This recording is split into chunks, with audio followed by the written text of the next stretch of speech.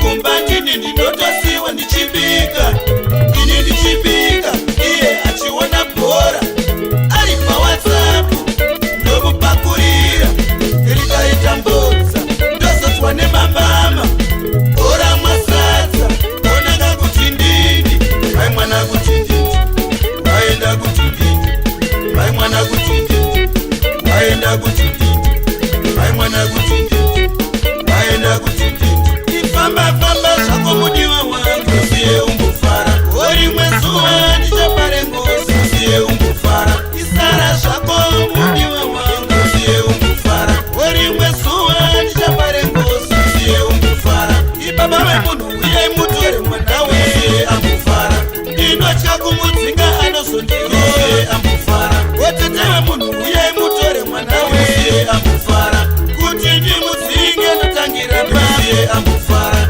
otete vemunhu uyai mutore mwana weye ambofara kuti ndimudzinge ndotangira piwoye ambofara kana ndini zvangu ndibve pambaba ye ambofara kana ndini zvangu ndibve pambaba ye ambofara afare uyo afare uyo afare uyo akarike asare uyo afare uyo asare uyo akarike